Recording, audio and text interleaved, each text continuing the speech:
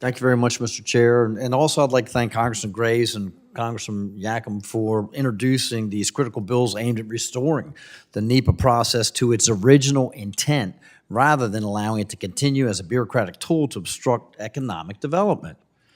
The statements from my colleagues across the aisle would leave you to believe that without NEPA, there is no permitting or oversight required for projects, completely ignoring the fact that the states that these projects are located in have their own permitting processes that projects have to go through before NEPA is even considered. So this is a complete duplication of efforts, and it's a piling of additional bureaucracy on top of the states already doing their own work. And as Mr. Chair has said many, many, many times, with the highest standards around the world, with the highest standards around the world.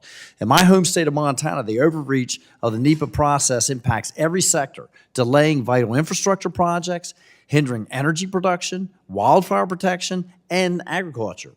Montanans feel the effect of this weaponized process in every aspect of their lives.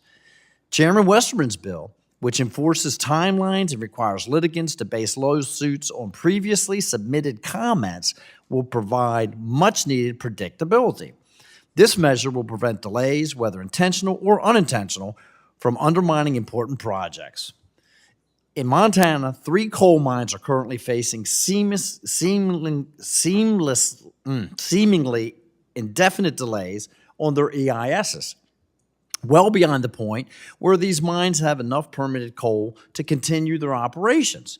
2 of these mines, Spring Creek and Rosebud, are major economic drivers in my district, employing hundreds of Montanans and generating millions of dollars in federal, state, local taxes and royalties, including major employment opportunities to members of the Crow tribe. This bill will ensure that future applicants don't face the same bureaucratic stonewalling. As currently construed, the NEPA process creates uncertainty and stifles progress in my district. Radical environmental groups supported by weaponized bureaucracy have targeted key economic drivers, leaving communities uncertain about how they provide energy, food, and infrastructure, especially in sparsely populated areas, of which my district has many. I also want to touch on Congressman Yakum's bill to help level the playing field and increase transparency by requiring CEQ to publish an annual report on frequent litigants and their reasons for suing. This will give NEPA applicants a clear understanding of the legal landscape and help Congress monitor the implementation of necessary NEPA reforms. I want to go right to Mr. Jenkins. As someone representing a district that relies heavily on co-ops for electricity, can you explain how rising inflation has affected your business and the cost passed on to your consumers? Yes, sir.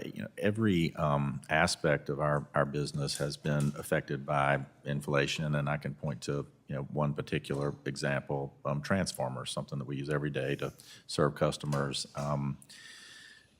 Cost 4 times more today than they did pre-COVID. And how much additional efficiency are those transformers going to provide? They provide the same exact amount of efficiency.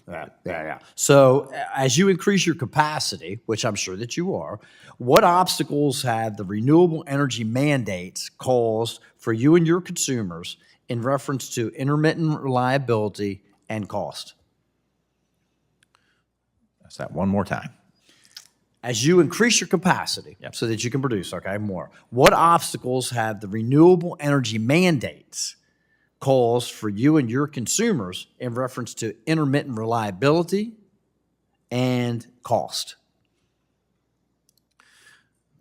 So electric co-ops are trying to meet the demands, as you stated, and we're trying to do it with all the tools that we have at our disposal, traditional tools, to renewables as well. And as we look at those hurdles that are placed in front of us through these processes or other regulatory processes, it is very, very difficult as a power provider to be have any sort of predictability, any sort of reasonableness, any sort of expectation of timeliness in the delivery of these projects, So are the mandates driving your costs up? and they are driving our costs up. And because you're being, the mandates are also for renewable resources, are you having to back those intermittent resources of electric generation up with other sources? That's the way the generation has to work. I mean, the sun doesn't shine at night, and solar panels, which are our basic renewable energy in Georgia, is very intermittent. Cloud cover, storms, those sorts of things. We've got to have the backup generation there through traditional sources to provide that power through the intermittency of solar Very good. panels and others. Thank you very much. I appreciate you all being here. Mr. Chair, I yield back.